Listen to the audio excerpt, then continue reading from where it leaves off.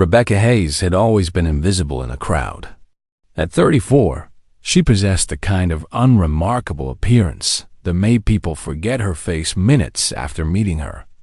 Average height, brown hair usually pulled back in a simple ponytail, and clothes that seemed deliberately chosen to avoid attention.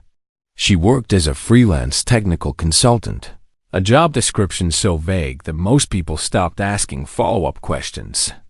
The invitation to the Blackwater Defense Solutions training facility had arrived via email 3 weeks prior. Private live-fire demonstration, it read. Exclusive civilian contractor assessment program. Rebecca had stared at the message for a long time before responding. She hadn't set foot on a military training ground in over 7 years. Not since the incident that had effectively ended her career and sent her into voluntary exile from the defense industry. The facility sprawled across 200 acres of Virginia countryside, all concrete buildings and razor wire fencing. Rebecca parked her modest Honda between a lifted pickup truck with military unit stickers and a gleaming Mercedes that probably belonged to some corporate executive.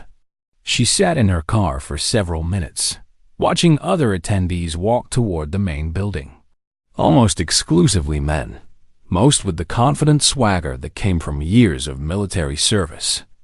She recognized the type immediately. Former Special Forces, Marine snipers, Army Rangers.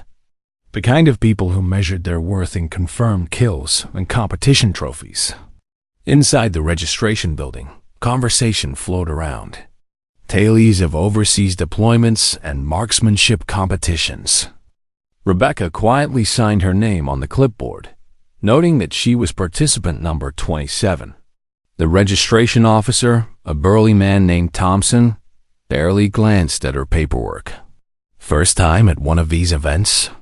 he asked with the kind of patronizing tone reserved for obvious outsiders. "Something like that," Rebecca replied softly. The group gathered in a briefing room where the lead instructor, Marcus Kane, outlined the day's activities. Kane was exactly what central casting would order for a military contractor: square jaw, parade ground posture, and enough medals on his chest to open a small museum. His presentation focused heavily on the facility's cutting-edge technology and advanced safety systems. "This range represents the pinnacle of civilian defense training," Kane announced proudly. "Every target, every sensor, every safety protocol has been designed by the best minds in the business. Today, you'll experience what it means to train with military-grade equipment." Rebecca almost smiled at the irony, but kept her expression neutral. Around her, the other participants nodded appreciatively, clearly impressed by Kane's credentials and the facility's reputation. She noticed how they automatically deferred to the instructor's authority, hanging on every word about proper shooting stances and safety procedures. When Kane asked if anyone had questions, a former Marine named Bradley Steele raised his hand. "What kind of safety systems are we talking about exactly?" "State-of-the-art thermal monitoring, automated target systems, emergency shutdown protocols," Kane replied smoothly. "Everything is computerized and foolproof. Trust me, nothing happens on this range without our complete knowledge and control." Rebecca's jaw tightened almost imperceptibly. She remembered writing those very specifications, arguing for redundant safety measures that had been deemed unnecessary by budget-conscious administrators. The same administrators who had later blamed her when those missing safeguards had led to an accident that nearly killed 2 trainees. After the briefing, participants were divided into groups of 5 for individual shooting assessments. Rebecca found herself assigned to Group 5, alongside Bradley Steele and 3 other men who had spent the entire morning discussing their military achievements. She was the only woman in the group and the only person not wearing some form of military-themed clothing. "So what's your background?" asked James Mitchell, a former Navy SEAL who had introduced himself by rattling off his service record. "You seem a little quiet for this kind of thing." "I'm just here to observe," Rebecca replied diplomatically. That earned her a knowing look from Bradley Steele. "Observer, huh? Well, just try not to get in the way when the real shooting starts." The comment drew chuckles from the other men, but Rebecca didn't respond. She had learned long ago that some battles weren't worth fighting with words. Instead, she quietly studied the range layout visible through the briefing room windows, noting changes that had been made since her last visit. Most of the modifications looked cosmetic, designed to impress clients rather than improve functionality. As they prepared to move to the firing line, Rebecca overheard Kane explaining to another instructor that today's group included a few tourists who wanted to play soldier. His eyes had briefly landed on her when he said it, making his meaning clear. The comment sparked something cold and determined in Rebecca's chest. She had helped design every system in this facility, had fought for safety measures that these people took for granted, and had been forced out when her warnings about critical flaws had proven inconveniently accurate. Now they were treating her like some weekend warrior looking for an adrenaline rush. Walking toward the range, Rebecca made a decision that would change everything. She wasn't here to prove her marksmanship skills or earn the respect of men who had never earned hers. She was here to conduct a test that was 7 years overdue, and to deliver a message that couldn't be ignored or buried in bureaucratic red tape. The late afternoon sun cast long shadows across the firing range as Group 5 approached their assigned positions. Rebecca noticed that none of the current staff recognized her, despite the fact that she had spent 18 months at this facility during its construction phase.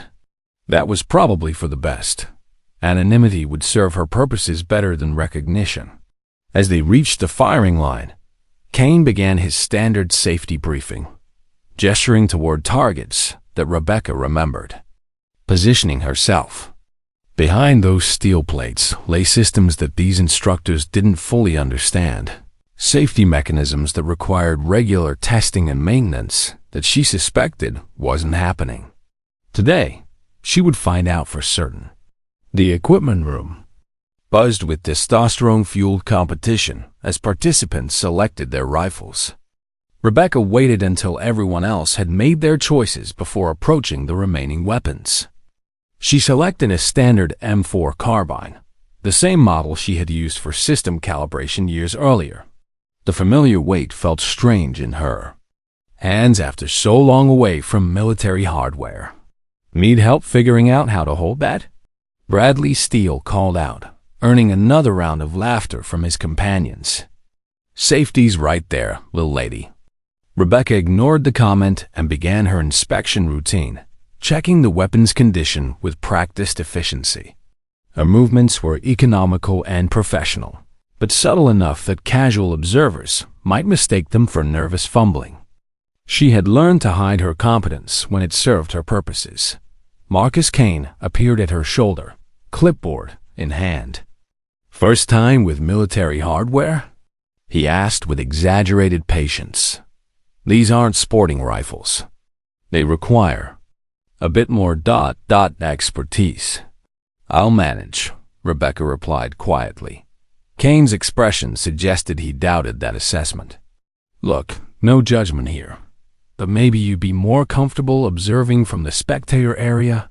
This particular exercise can be pretty intense for civilians." The suggestion wasn't phrased as an order, but the implication was clear. Rebecca was being offered a face-saving way to remove herself before embarrassing everyone with her inevitable failure. Around them, the other participants continued their equipment checks while pretending not to listen to the conversation. "I'd prefer to participate," Rebecca said calmly. Kane shrugged, clearly washing his hands of responsibility for whatever humiliation was about to unfold. "Your choice. Just remember, safety is everyone's responsibility here. If you're not comfortable with any aspect of the exercise, speak up immediately." As Kane walked away, James Mitchell sidled up with a smirk. "Brave of you to try this." "Most," Civilians freeze up when they get behind real firepower. He gestured toward his own rifle, which he had modified with several aftermarket accessories. Takes years to develop the kind of instincts you need for precision shooting. Rebecca nodded politely while mentally calculating the modifications she would need to make to her shooting position to account for the range's current wind conditions. The afternoon breeze was coming from the southeast at approximately 8 miles per hour, creating a slight crosswind that would affect bullet trajectory. More importantly, the wind direction meant that her intended target, a specific thermal sensor she had installed behind the main steel backing, would be accessible from her assigned firing position. The first shooter, a former Army Ranger named David Clark, stepped up to the line with obvious confidence. His shot grouping was impressive. 5 rounds clustered within a 3-inch circle at 100 yards. The other participants applauded appreciatively, and Kane made notes on his evaluation form. "That's how it's done," Bradley Steele announced as Clark stepped back. "Military precision." Each subsequent shooter delivered similar results, their competitive backgrounds evident in their steady positioning and consistent follow-through. Rebecca watched carefully, not to learn their techniques, but to observe how the range's automated systems responded to normal marksmanship. The electronic scoring displays updated smoothly, target mechanisms functioned properly, and safety sensors remained in standby mode throughout the exercise. When her turn arrived, Rebecca stepped to the firing line amid barely suppressed snickers from her group. She could hear whispered comments about her loose shooting stance and the way she held the rifle without making the scope adjustments that everyone else had deemed necessary. $50 says she doesn't even hit the berm, someone muttered. Rebecca settled into her firing position, deliberately adopting a stance that appeared casual and unprofessional. She had learned to weaponize underestimation, allowing others to dismiss her capabilities while she quietly accomplished objectives they couldn't imagine. Her breathing steadied automatically, muscle memory from thousands of hours of training asserting itself despite years of disuse. Through the rifle scope, she could see the main target clearly, a steel silhouette designed to provide satisfying feedback when struck. But her attention focused on a point approximately 6 inches to the left and 2 inches high, where she knew a concealed thermal sensor waited behind supposedly solid backing material. The sensor wasn't visible from her position, but she had memorized its exact location during the facility's construction phase. "Anytime you're ready," King called out impatiently. "Just remember to breathe and squeeze the trigger slowly." Rebecca ignored the elementary instruction and made final adjustments to her aim point. The shot she was about to take would either validate 7 years of growing suspicion about this facility's safety protocols, or prove that her concerns had been addressed in her absence. Either outcome would provide valuable intelligence, but only one would trigger the kind of immediate response that couldn't be ignored or bureaucratically delayed. She squeezed the trigger with smooth, deliberate pressure. The rifle bucked against her shoulder with familiar recoil, and the bullet raced downrange at 2,800 feet per second. To casual observers, the shot appeared to miss the buzz target completely, striking somewhere in the dirt berm 6 inches left of the steel plate. The miss looked amateurish, exactly the kind of result everyone had expected from the civilian woman who clearly didn't belong on a military-grade range. Laughter erupted immediately, missed by a mile. Bradley Steele announced with obvious satisfaction. "Told you she should have stayed in the spectator area. That's what happens when you try to play with the big boys," James Mitchell added, shaking his head in mock sympathy. Even Kane looked relieved that Rebecca's obvious incompetence hadn't resulted in a safety violation. "No worries," he called out. "Happens to everyone their first time. Maybe we can set up some basic marksmanship training for next time." Rebecca lowered the rifle without responding to the commentary. She had expected the mockery had deliberately invited it by disguising her true intent behind apparent failure. But her attention was focused on something none of the others had noticed yet, a small red light that had begun blinking behind the target array. The light was barely visible from the firing line, just a tiny crimson dot that most people would dismiss as normal equipment operation. But Rebecca knew better. That particular indicator should never activate during routine training exercises. Its presence meant that her bullet had found its intended target with surgical precision, striking a thermal sensor that wasn't supposed to be accessible from standard firing positions. The sensor had been designed as a safety backup, a hidden system that could shut down range operations if it detected unauthorized thermal signatures that might indicate equipment malfunction or hostile activity. Rebecca had argued for its inclusion during the facility's design phase, warning that sophisticated attackers might target the range's electronic infrastructure rather than engaging in direct confrontation. Her shot had just proven that those safeguards were still functional, but also still vulnerable to someone with intimate knowledge of their location and purpose. The blinking light represented both successful system test and serious security breach, depending on one's perspective and intentions. As the laughter continued around her, Rebecca calmly placed the rifle in the safe position and stepped back from the firing line. The test was complete, and the results were even more concerning than she had feared. The facility's current operators were completely unaware that their primary safety sensor had just been deliberately disabled by someone they considered incompetent. The real demonstration was about to begin. The red warning light behind the target continued its urgent blinking, but none of the range personnel had noticed it yet. Rebecca stood quietly among the group of participants, watching and waiting for the inevitable cascade of system alerts that would follow her precise shot. The thermal sensor she had targeted was connected to the facility's main safety grid, and its disruption would trigger automated responses that couldn't be ignored or explained away. Marcus Kane was busy congratulating the male shooters on their performance, making detailed notes about their groupings and techniques. Outstanding work, gentlemen. This is exactly the kind of precision we like to see from experienced operators. Bradley Steele preened under the praise while shooting meaningful glances at Rebecca. It's all about respect for the weapon and understanding your capabilities, he announced loudly. Some people think they can just walk onto a range and start shooting without proper training. The comment drew knowing nods from the other participants, who seemed to view Rebecca's missed shot as confirmation of their superior status. She had become the group's convenient example of civilian incompetence, a role that served her purposes perfectly while making her increasingly angry at their casual dismissiveness. James Mitchell was examining his own target through binoculars, pointing out the tight clustering of his shots to anyone who would listen. 7 years of competitive shooting, he explained to Kane. You learn to read conditions, adjust for variables. It's not something you can fake.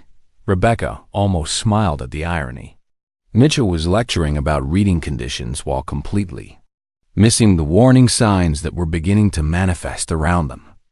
The facility's electronic systems were starting to respond to her sensor disruption, but the responses were subtle enough that only someone familiar with the infrastructure would recognize them. A barely audible tone had begun emanating from the range control building, so quiet that most people would dismiss it as normal equipment noise. Rebecca knew it represented the first stage of automated safety protocols, a gentle warning that would escalate rapidly if the thermal sensor remained offline. She had approximately 3 minutes before the system's more obvious alerts would activate. Kane was reviewing his evaluation notes when David Clark approached with a question about advanced shooting techniques. What kind of training programs do you offer for long-range precision work? Clark asked. I'm interested in pushing my capabilities further. We have several advanced programs, Kane replied enthusiastically. Our facility represents the cutting edge of civilian defense training, Every system is state-of-the-art, completely automated, fail-safe design. Rebecca's jaw tightened at the confident assertion. Kane was describing systems he didn't fully understand to people who were trusting their safety to his expertise.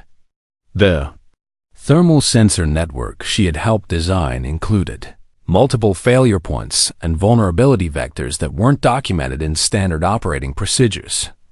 A shot had just exploited one of those vulnerabilities, and Kane remained completely oblivious to the breach. The warning tone from the control building had grown slightly louder, joined by a second harmonic that indicated multiple system alerts. "We're beginning to queue up." Rebecca glanced toward the building and saw a technician through the window, frowning at his computer screen with obvious confusion.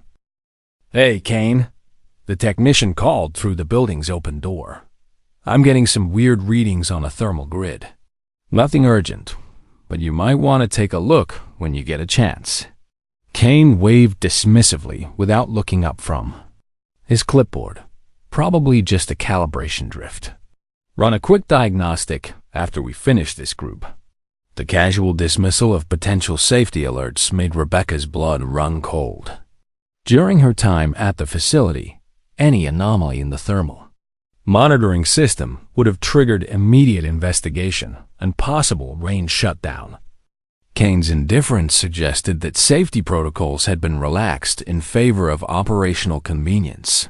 Exactly the kind of corner cutting that had led to the accident that ended her career. Bradley Steele was now holding court near the equipment rack, regaling the group with stories from his military service. "The key to professional shooting is consistency," he declared. "Same stance, same grip, same sight picture every time. Amateurs think they can improvise, but precision requires discipline." Rebecca found his lecture particularly galling, given that her supposedly amateur improvisation had just accomplished something none of these professional shooters could detect or replicate. A missed shot had been more technically challenging than all of their bullseyes combined, requiring intimate knowledge of the facility's hidden systems and extraordinary precision to strike a target they didn't know existed. James Mitchell nodded along with Steele's presentation while polishing his rifle scope. "Absolutely right. I've seen too many civilians think they can pick up a rifle and start shooting like professionals. It doesn't work that way." The warning tones from the control building had now escalated to a steady rhythm that was impossible to ignore. Through the window, Rebecca could see multiple technicians gathering around computer screens, their body language suggesting growing concern about whatever they were discovering in the system logs. Kane finally noticed the commotion and called toward the building. "Everything okay in there?" "We're seeing some anomalous sensor readings," came the reply. "Multiple thermal alerts, but no obvious cause. Might need to shut down for diagnostics." The word "shutdown" got Kane's immediate attention.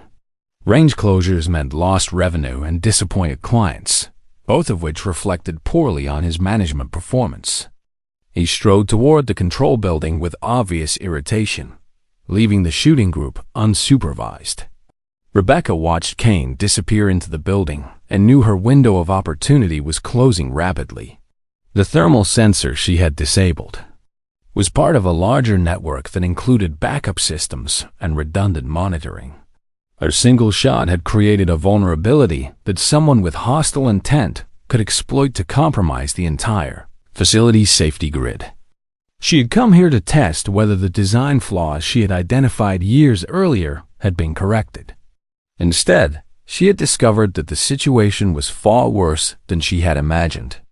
Not only were the original vulnerabilities still present, but the facility's current operators lacked the technical knowledge to recognize or respond to threats against their own systems.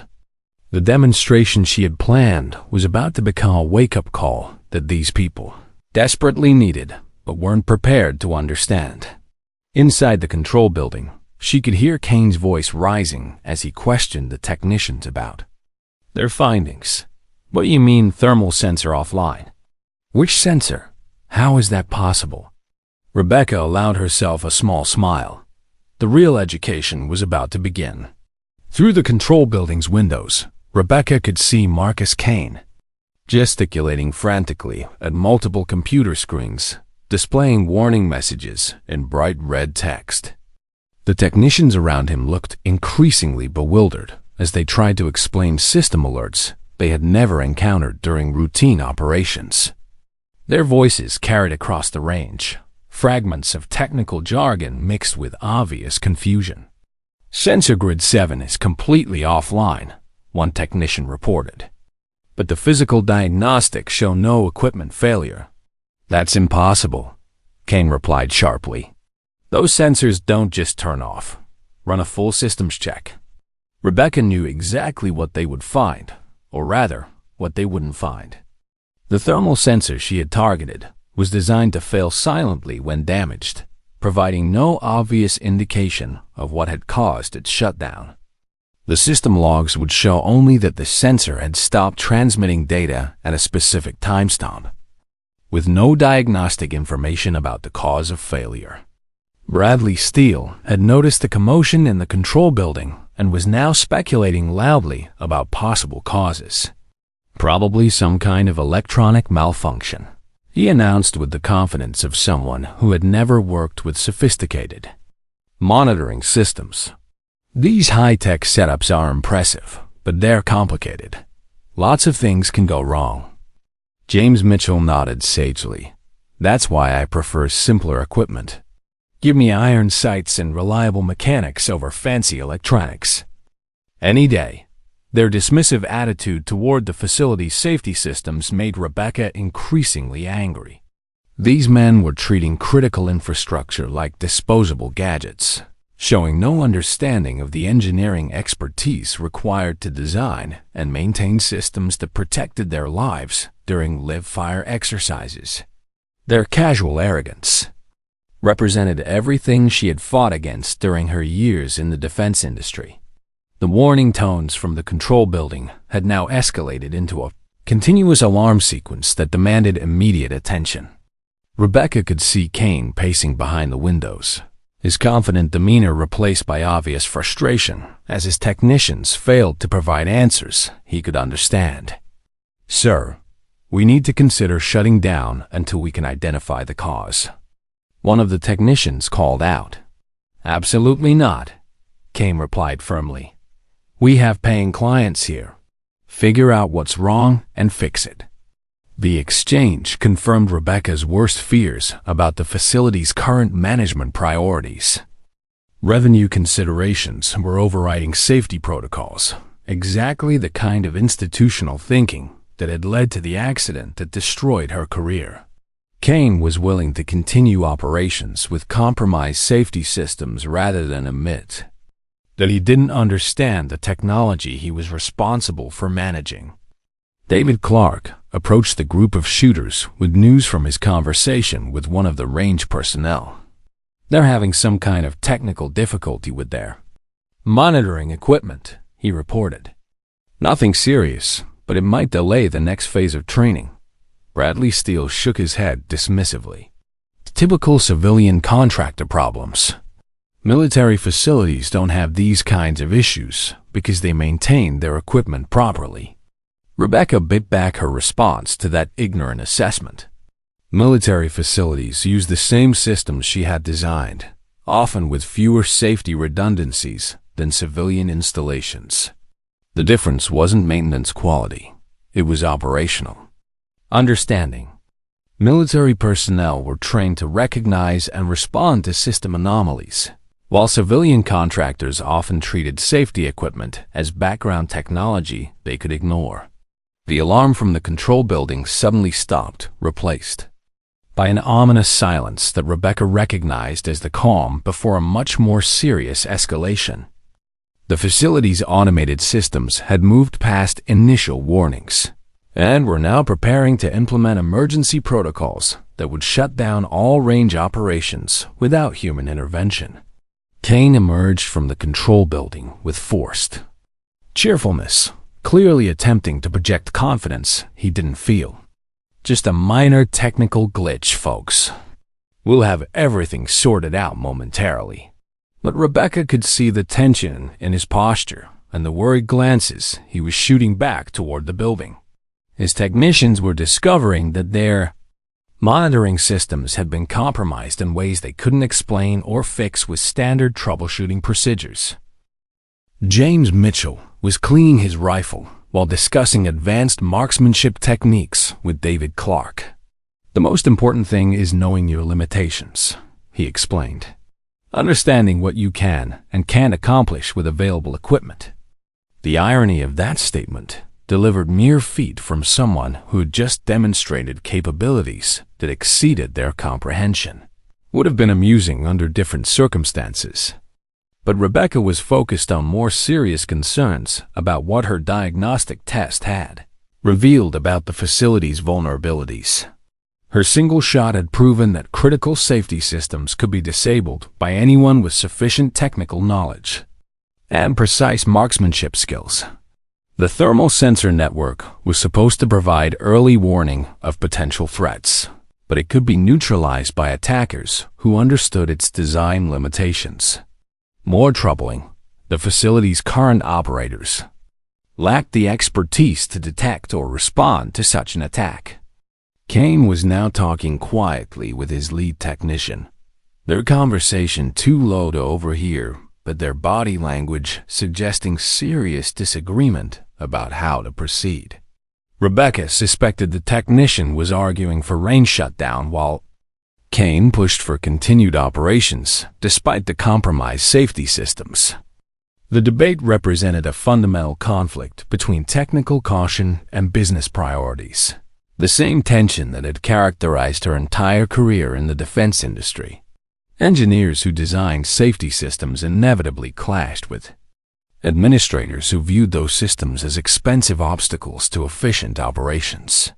Through the control building windows, Rebecca could see warning lights beginning to flash on multiple monitoring stations. The facility's automated systems were detecting the thermal sensor failure and implementing progressively more aggressive safety protocols. Soon, the escalation would reach a point where human override would no longer be possible. She had approximately 90 seconds before the demonstration moved to its next phase. Kane was walking back toward the shooting group with determined optimism, clearly preparing to announce that the technical difficulties had been resolved. But Rebecca could see the flashing lights behind him, and she knew that his confidence was about to be shattered by systems he didn't understand responding to threats he couldn't recognize. The real revelation was about to begin. The facility's emergency lighting system suddenly activated with a brilliant flash of red strobes that painted the entire range in urgent crimson. Simultaneously, electronic warning tones began blaring from speakers positioned throughout the complex, creating a cacophony of alerts that made normal conversation impossible. The automated safety systems had reached their final escalation phase, implementing emergency protocols that overrode all human commands. Marcus Kane froze mid-stride, his confident expression instantly replaced by obvious panic as he realized the situation had moved beyond his control. Around him, the shooting group looked bewildered by the sudden transformation of their casual training exercise into what appeared to be a full-scale emergency response. What the hell is happening? Bradley Steele shouted over the alarms, his military composure cracking under the stress of an unknown threat. Kane was already running toward the control building, where his technicians were frantically working at computer terminals that displayed cascading warnings in multiple colors. Through the windows, Rebecca could see system status boards showing red alerts across every monitoring station. The facility's network had detected what it interpreted as a critical security breach requiring immediate lockdown. James Mitchell grabbed his rifle and instinctively adopted a defensive posture, his combat training asserting itself despite the absence of any visible threat. Is this some kind of attack? Should we take cover? David Clark was scanning the surrounding area for signs of hostile activity, his movements sharp and professional as he attempted to identify the source of danger that had triggered such an aggressive response. "I don't see anything. No movement, no incoming fire." Rebecca remained calm amid the chaos, watching the other participants struggle to understand what they were experiencing. The emergency protocols she had helped design were functioning exactly as intended, responding to sensor disruption by assuming worst-case scenarios and implementing comprehensive protective measures. The system was treating her precisely targeted shot as evidence of sophisticated enemy action. Through the blaring alarms, she could hear Kane shouting at his technicians inside the control building. "Override the lockdown. This is a false alarm." "We can't override anything, sir," came the reply. "The system has gone to full autonomous mode. It won't accept human commands until the threat is cleared."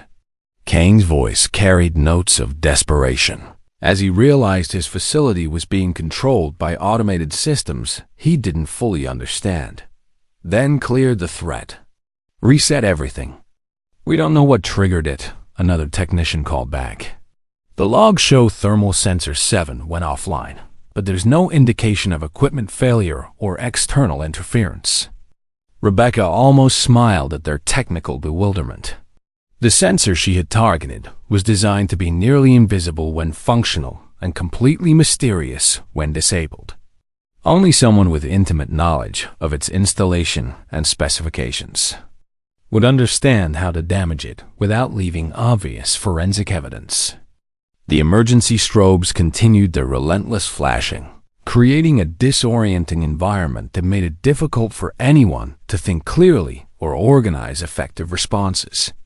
The facility's designers had deliberately chosen lighting and audio patterns that would overwhelm potential attackers while alerting security personnel to serious threats. Bradley Steele was now shouting at Kane through the control building windows. "Is this a drill? Are we supposed to be doing something?"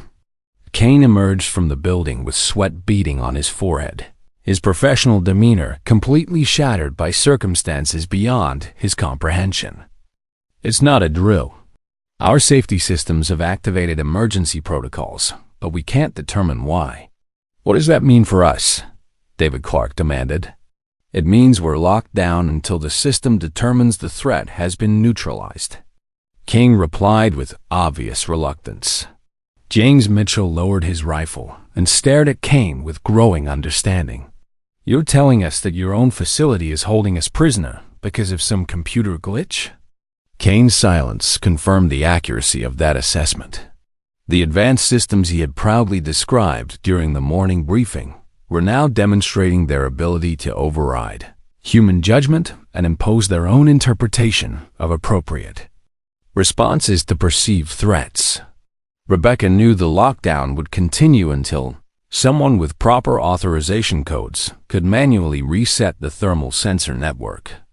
But those codes weren't available to the facility's current staff, having been restricted to personnel with specific security clearances that Kane and his team didn't possess.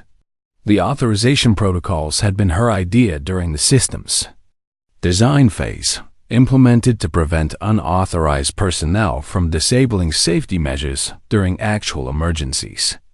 She had argued that critical infrastructure should remain under the control of qualified specialists rather than being subject to management decisions made under pressure. Kane was now coordinating with his technicians to attempt various workaround procedures, all of which would fail because they lacked the technical knowledge and security access required to override systems designed by someone with superior expertise and greater authority. Through the chaos of flashing lights and blaring alarms, Rebecca calmly walked toward the control building. It was time to provide the education that these people desperately needed and to deliver the message she had come here to convey.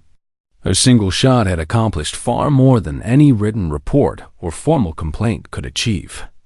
She had proven that the facility's vaunted security systems could be compromised by someone with the right knowledge, and that the people responsible for those systems were completely unprepared to recognize or respond to sophisticated threats. The demonstration was working perfectly, but the real lesson was just beginning. Kane noticed her approach and called out desperately, "Do you have any technical background? Any experience with electronic systems?" Rebecca paused at the building's entrance, meeting his eyes with steady calm. "Some," she replied quietly. It was time to reveal who she really was and why she had come here. Rebecca stepped into the control building where 3 technicians hunched over computer terminals displaying error messages they couldn't interpret. The cacophony of alarms was even louder inside, creating an atmosphere of barely controlled panic as staff members struggled with systems that had become completely unresponsive to their commands. Marcus Kane looked up from a diagnostic screen with obvious desperation. "Thank God someone with technical experience is here. These systems have gone completely haywire, and we can't figure out why." Rebecca moved calmly to the primary monitoring station, her fingers automatically finding the keyboard shortcuts she had programmed years earlier.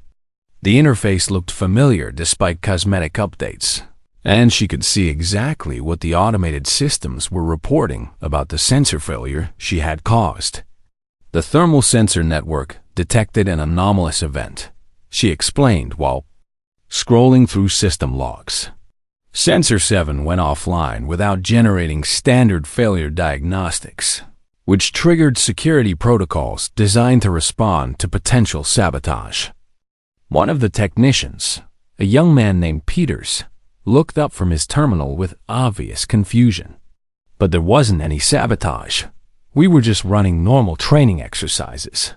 Rebecca's fingers continued moving across the keyboard, accessing diagnostic subroutines that weren't available through standard operator interfaces. The system doesn't know that. It only knows that a critical sensor stopped functioning under circumstances that match threat profiles programmed into its response algorithms. Kane was watching her work with growing amazement as she navigated through system menus that his staff couldn't access. "How do you know about these diagnostic functions?" "They're not in our operating manuals." "Because I wrote the operating manuals," Rebecca replied without looking up from the screen. "Along with the response algorithms, the threat profiles, and the override protocols you're trying to bypass." The control room fell silent, except for the continuing alarms and the soft clicking of Rebecca's keystrokes. Kane stared at her with dawning recognition, finally understanding that the woman he had dismissed as an incompetent civilian was somehow intimately familiar with systems he barely understood. "That's impossible," Peter said weakly. "These systems were designed by Blackwater's engineering contractors years ago." Rebecca turned to face him directly. "I was the lead systems architect for this facility's safety infrastructure.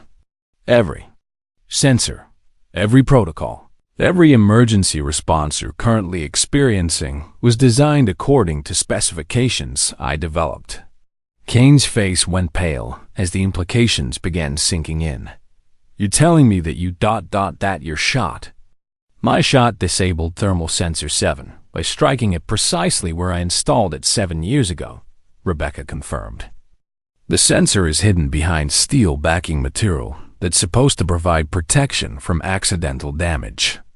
Only someone with intimate knowledge of its location and mounting specifications could target it successfully." Through the building's windows, she could see the other participants standing in bewildered groups on the range, still trying to understand why their training exercise had become an emergency lockdown. Bradley Steele was gesticulating angrily, while James Mitchell appeared to be arguing with David Clark about appropriate responses to the situation.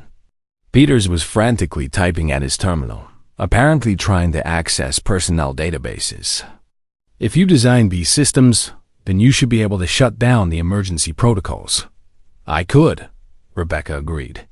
"But first, you need to understand why I triggered them." Kane was studying her face with obvious recognition dawning in his expression. "Rebecca Hayes. You're Rebecca Hayes, aren't you? The engineer who left after the training accident."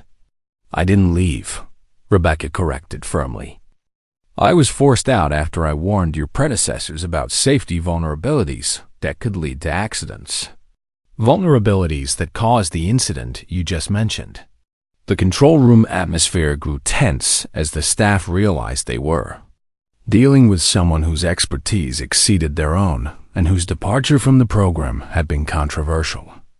Rebecca's reputation within the defense contractor community was complex, respected for her technical brilliance, but regarded as problematic due to her inflexible stance on safety issues. Kane was now reviewing diagnostic screens with new understanding, seeing data patterns that had been meaningless before Rebecca's explanation. The thermal sensor you targeted. It's part of a broader security network, isn't it? A network designed to detect and respond to sophisticated attacks against this facility's infrastructure, Rebecca confirmed. Attacks that could disable safety systems and endanger personnel during live-fire exercises. Peters looked up from his database search with obvious concern. But if you can disable our safety systems, then other people with similar knowledge could do the same thing. Exactly, Rebecca said. That's why I came here. To determine whether the vulnerabilities I identified years ago had been addressed, and to demonstrate what could happen if they hadn't been. Kane was beginning to understand the scope of the problem Rebecca had revealed.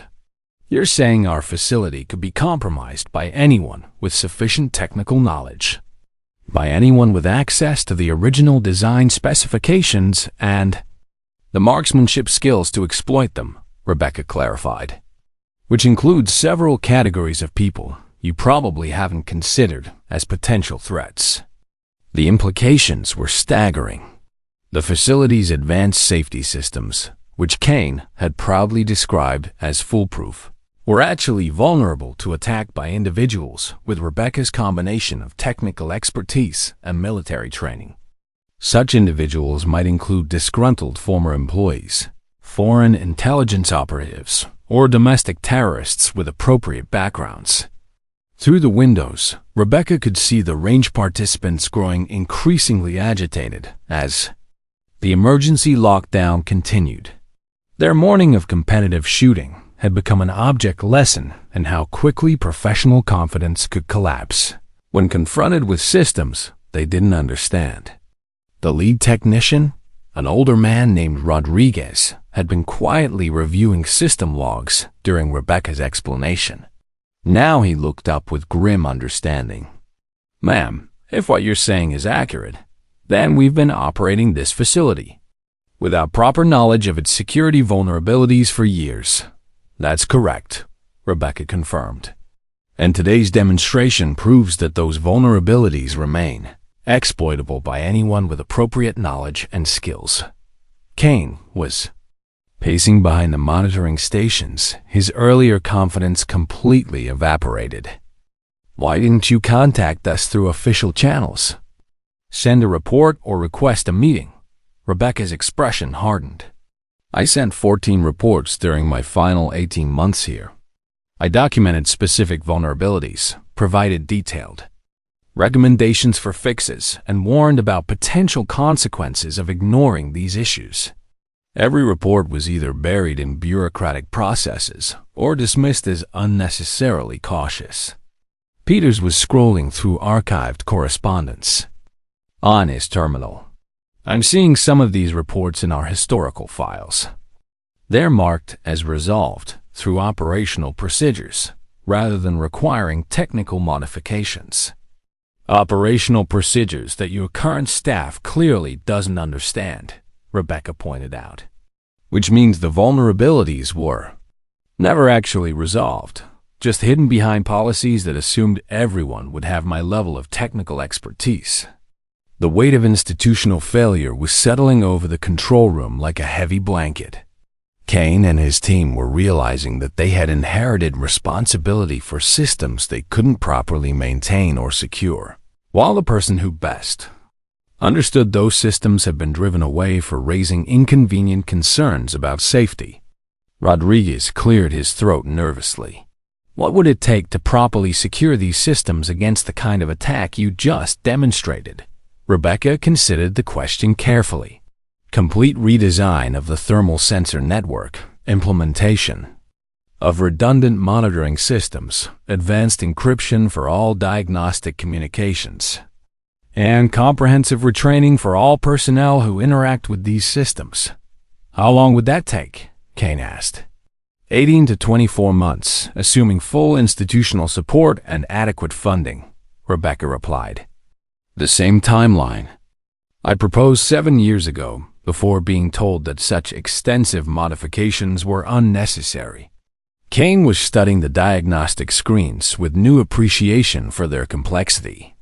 And without those modifications, how vulnerable are we to other potential attacks? Extremely vulnerable, Rebecca said bluntly.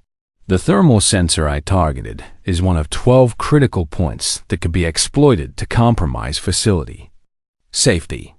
Each one requires different technical knowledge and attack methodologies, but all of them remain accessible to sufficiently motivated adversaries. The implications were becoming clear to everyone in the control room. Their facility, which they had believed represented the pinnacle of civilian defense training, was actually a sophisticated system with multiple unknown vulnerabilities that could be exploited by enemies they couldn't identify or defend against. Peters was now reviewing personnel files with obvious concern. How many other people have the kind of knowledge you use today? At least 6 individuals were involved in the original system design, Rebecca replied. 3 of them left the defense contractor industry under circumstances similar to my own departure. Their current locations and loyalties are unknown to. Kane absorbed this information with growing alarm. Former employees with detailed knowledge of facility vulnerabilities represented a significant security risk, especially if their departures had been acrimonious. The defense contractor industry was notorious for burning bridges with talented personnel who raised inconvenient concerns about safety or ethical issues. Rodriguez was examining system architecture diagrams on his terminal. Ma'am, would you be willing to help us understand these vulnerabilities better? Maybe work with us to develop proper security measures? Rebecca paused at the question, considering carefully before responding. That depends on whether your organization is committed to implementing comprehensive solutions rather than cosmetic fixes designed to minimize costs and operational disruption. Kane met her eyes directly. What would you need from us to ensure that kind of commitment? Written authorization to conduct a complete security assessment, direct access to all system documentation and personnel, and guarantee that my recommendations will be implemented without bureaucratic interference, Rebecca replied. The same conditions I requested 7 years ago before being told they were unreasonable. The control room fell silent as Kane weighed the implications of Rebecca's requirements. Her demands represented significant expense and operational disruption, but the alternative was continued operation of a facility with known vulnerabilities that could endanger personnel or compromise national security. Outside, the emergency alarms continued their relentless blaring while the range participants remained locked down by systems they had never bothered to understand. Their earlier mockery of Rebecca's shooting skills now seemed laughably irrelevant compared to the demonstration of technical expertise she had delivered. Kane finally nodded with obvious reluctance. I'll need to clear this with corporate leadership, but I think we can work something out. Rebecca moved back to the primary control terminal. Then let me show you how to properly reset these systems while maintaining security protocols. Consider it the first lesson in understanding the technology you're responsible for protecting. Rebecca's fingers moved across the control terminal with practiced efficiency, entering authorization codes that had been locked away in her memory for 7 years. The emergency systems responded immediately to her commands. They're relentless. Alarms gradually decreasing in volume as automated protocols recognize legitimate override authority. Override authorization accepted. the computer announced in a neutral synthetic voice. Emergency lockdown protocols suspended. Resuming normal. Operations pending administrative review. The sudden silence felt almost oppressive after the sustained cacophony of warnings and alerts. Through the control room windows, Rebecca could see the range participants beginning to relax as the strobing emergency lights faded to normal illumination. But their relief would be short-lived once they understood what had really happened during their training exercise. Marcus Kane was staring at the diagnostic screens with new comprehension, watching system status indicators return to green as Rebecca methodically restored normal operations. The authorization codes you just used, they're not in our current security database because they're architect-level credentials that were supposed to remain with the original design team, Rebecca explained while monitoring the system reset procedures. Credentials that should have been transferred to qualified personnel when I left the program, but apparently weren't. Peters looked up from his terminal with obvious concern. That means you've had administrative access to our systems for 7 years without our knowledge? I've had the ability to access these systems, Rebecca corrected. I chose not to exercise that ability until today, when it became necessary to demonstrate the security implications of your operational policies. Rodriguez was reviewing access logs with growing amazement. Ma'am, according to these records, your credentials have never been used for unauthorized access. Today's override is the first time they've been activated since your departure. Kane absorbed this information with visible relief mixed with embarrassment. Rebecca could have compromised their facility at any time during the past 7 years, but had chosen to respect operational boundaries even after being forced out of the program. A restraint demonstrated professional integrity that made his earlier dismissiveness seem particularly inappropriate. The control room door opened abruptly as Bradley Steele stormed inside, his face flushed with anger and confusion. What the hell just happened out there? 1 minute we're shooting targets. Next minute we're trapped in some kind of security lockdown. Kane gestured toward Rebecca, who was still working at the control terminal. Rebecca Hayes triggered our emergency protocols to demonstrate vulnerabilities in our safety systems. Steele's eyes widened as he processed Kane's explanation. You're telling me she caused all that chaos deliberately? That her missed shot was some kind of sabotage? Her shot was a precision strike against a concealed thermal sensor, Kane replied. A sensor that only someone with intimate knowledge of our facility design could target successfully. James Mitchell and David Clark had followed Steele into the control room, their expressions shifting from anger to bewilderment as they overheard Kane's explanation. Mitchell stared at Rebecca with dawning recognition of how completely he had misjudged her capabilities. You're saying that woman ... that civilian disabled your security systems with a single shot? Clark asked incredulously. Rebecca turned from the control terminal to face the group of men who had mocked her shooting just hours earlier. I'm saying that your assumptions about civilian competence nearly got you locked in an emergency bunker while automated systems tried to protect you from threats you couldn't recognize. Steele's military training was struggling to process the cognitive dissonance between Rebecca's unremarkable appearance and the sophisticated technical attack she had just executed. But you missed the target completely. We all saw it. I hit exactly what I was aiming for, Rebecca replied calmly. A thermal sensor positioned 6 inches left and 2 inches high of the main target, hidden behind steel backing that was supposed to make it invulnerable to standard marksmanship. Mitchell was reviewing the morning's events with new understanding, remembering his condescending lectures about precision shooting delivered to someone whose skills exceeded anything he could achieve. The scope adjustments you didn't make were unnecessary because I had memorized the ballistic calculations required to strike that specific sensor from my assigned firing position, Rebecca confirmed. Calculations that accounted for current wind conditions, ammunition characteristics, and the precise angle needed to penetrate the sensor's protective housing. Clark shook his head in amazement. That's impossible. Nobody could make that kind of shot without extensive preparation and reconnaissance. Nobody without intimate knowledge of the facility's design specifications, Rebecca agreed. Which brings us to the real issue you need to understand about your security vulnerabilities. Kane stepped forward to address the group of participants who were struggling to comprehend what they had witnessed. Rebecca Hayes was the lead systems architect for this facility's safety infrastructure. She designed every sensor, every protocol, every emergency response that you experience today. The revelation hit the group like a physical blow.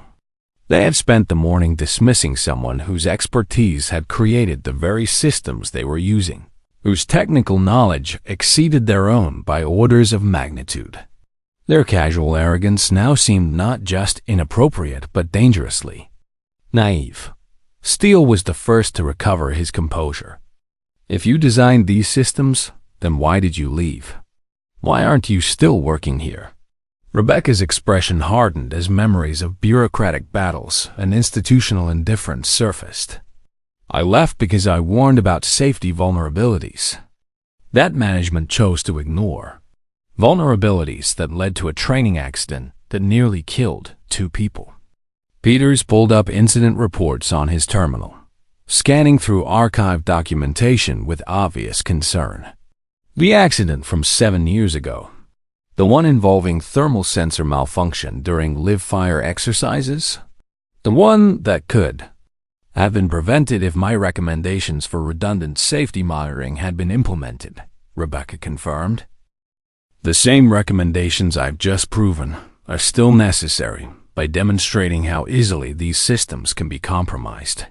Kane was beginning to understand the full scope of institutional failure that Rebecca's demonstration had revealed. You came here to test whether we had learned from that accident.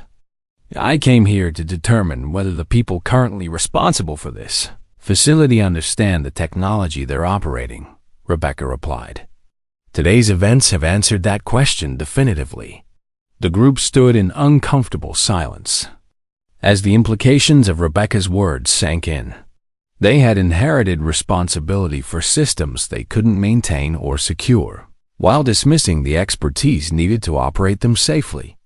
Their morning of competitive shooting had become a harsh lesson in humility and the dangers of unexamined assumptions. Mitchell finally spoke up with obvious difficulty. What happens now? Rebecca looked around the control room at the faces of people who were finally beginning to understand the seriousness of what they had witnessed. Now you decide whether you're committed to operating this facility safely, or whether you're going to continue pretending that ignorance isn't acceptable. Substitute for expertise. The choice was theirs, but the consequences of that choice would affect everyone who trusted their lives to systems these people claimed to understand. 3 days later, Rebecca sat in her modest home office, reviewing technical specifications. On her laptop, when an email notification appeared on her screen. The message was from Marcus Kane, marked with corporate letterhead and flagged as urgent priority. She opened it with mild curiosity, wondering what kind of response Blackwater Defense Solutions had crafted to her impromptu security demonstration. The email was surprisingly direct. Kane had convinced his corporate leadership to authorize us comprehensive security assessment of their facility, with Rebecca serving as lead consultant under terms that met every requirement she had specified. Full access to all systems, direct authority over personnel assignments, and written guarantee that her recommendations would be implemented without bureaucratic interference. More importantly, the email included an official apology for the institutional failures that had led to her departure 7 years earlier, along with recognition that her warnings about safety vulnerabilities had been vindicated by subsequent events. The training accident she had tried to prevent was now acknowledged as preventable, and her reputation within the defense contractor community was being quietly rehabilitated through industry channels. Rebecca leaned back in her chair, considering the implications of Kane's offer. The consulting contract would be lucrative and professionally satisfying, allowing her to complete work that had been interrupted by bureaucratic short-sightedness. But more importantly, it would ensure that future personnel training at the facility would be conducted with appropriate safety measures and technical understanding. Her phone buzzed with a text message from an unknown number. Heard about what happened at Blackwater. Impressive work. Would like to discuss similar assessment opportunities at other facilities. Rodriguez. She smiled at the message, recognizing Rodriguez as the lead technician who had shown genuine interest in understanding the vulnerabilities she had exposed. Word was apparently spreading through professional networks about her security demonstration, generating interest from facilities that wanted to evaluate their own safety protocols before experiencing similar surprises. The morning news had carried a brief item about Blackwater Defense Solutions implementing enhanced security measures at their Virginia training facility, though the report made no mention of the circumstances that had prompted those improvements. Rebecca preferred the anonymity. Her work had always been more about results than recognition. A knock at her front door interrupted her contemplation. Through the window, she could see a delivery truck and a uniformed driver carrying a large package. She signed for the delivery and carried the box inside, noting the return address from a military surplus supplier she had never contacted. Inside the box, beneath layers of protective packaging, she found a custom-engraved rifle scope with a note attached. The engraving read, "For shots that count, BS, JM, DC." The note was handwritten on Blackwater letterhead. "Thank you for the education. We learned more in one afternoon than we had in years of training. Your expertise is appreciated, and your point is well taken. We hope you'll consider working with us again." Rebecca examined the scope with professional interest, noting its advanced features and precision construction. The gift represented a significant expense and considerable thought from people who had initially dismissed her capabilities. More importantly, it demonstrated that her demonstration had achieved its intended purpose, forcing competent people to recognize their own limitations and seek appropriate expertise. Her laptop chimed with another email notification. This message was from the Department of Defense, requesting her participation in a classified review of thermal sensor vulnerabilities at military installations nationwide. The review would assess whether security issues similar to those she had identified at Blackwater existed at other facilities using comparable technology. The request represented validation that her concerns about systemic vulnerabilities were being taken seriously at the highest levels of military leadership. Years of bureaucratic dismissal were being replaced by institutional recognition that her expertise was not only valuable, but essential for national security. Rebecca saved both emails to a secure folder and began drafting her responses. The consulting work would require extensive travel and complex coordination with facility personnel who might not initially appreciate having their systems evaluated by an outsider. But the work was necessary, and she was uniquely qualified to perform it. 6 months later, Rebecca stood at the same firing line where her demonstration had begun, observing a new group of trainees as they worked through modified safety protocols that incorporated lessons learned from her security assessment. The facility looked superficially similar, but sophisticated improvements had been implemented throughout the infrastructure. Hidden sensors had been relocated and hardened against attack. Redundant monitoring systems provided backup coverage for critical areas, and all personnel had received comprehensive training about recognizing and responding to security threats. Most importantly, the institutional culture had changed to prioritize technical expertise over operational convenience. Marcus Kane approached with a progress report, his demeanor now reflecting genuine respect for Rebecca's technical knowledge. "The new protocols are working perfectly. We've identified and corrected vulnerabilities at 12 other facilities using your assessment methodology. How are the trainees adapting to the enhanced security measures? Rebecca asked. Better than expected, Kane replied. Once they understand the reasoning behind the protocols, most people appreciate the additional safety measures. We've had 0 accidents since implementing your recommendations. Rebecca nodded with satisfaction. The real measure of success wasn't the technology itself, but the institutional commitment to using that technology responsibly. Blackwater had demonstrated that organizations could learn from their mistakes and improve their operations when presented with compelling evidence of need for change. As she prepared to leave the facility, Rebecca paused at the memorial wall where photographs honored personnel who had been killed in training accidents at various installations. Her modifications had likely prevented additional names from being added to such memorials, though the prevention would never be documented or celebrated. Walking toward her car, Rebecca reflected on the unexpected trajectory that had brought her back to work she had never intended to leave. Her single shot had accomplished far more than any formal complaint or written report could have achieved, forcing institutional change through practical demonstration rather than bureaucratic persuasion. The defense contractor industry remained challenging, with persistent tensions between safety requirements and operational efficiency. But Rebecca had proven that expertise and determination could overcome institutional resistance, and that sometimes the most effective communication required methods that transcended conventional professional protocols. Her phone buzzed with a message from an unfamiliar international number. Heard about your work through professional channels.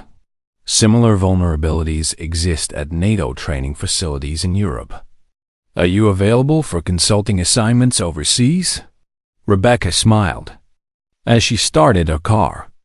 The work was expanding beyond anything she had originally envisioned, but the mission remained the same, ensuring the people who trusted their lives to sophisticated technology could do so safely. Her reputation had been rebuilt one facility at a time, one demonstration at a time, one shot at a time.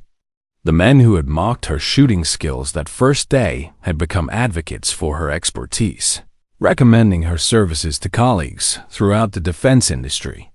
They had learned that competence sometimes appeared in unexpected forms, and that assumptions about capability could be dangerously misleading. Driving away from the facility, Rebecca considered the consulting requests that continued arriving daily. Each one represented another opportunity to improve safety standards and prevent accidents that had once seemed inevitable. Her work would continue, quietly protecting people who would never know her name or understand the sophisticated systems that kept them safe. But she would know, and that knowledge was sufficient reward for the challenges she had overcome. Sometimes, the most important shots were the ones that missed their apparent targets but hit exactly what needed to be struck. Sometimes the most effective communication happened through actions rather than words.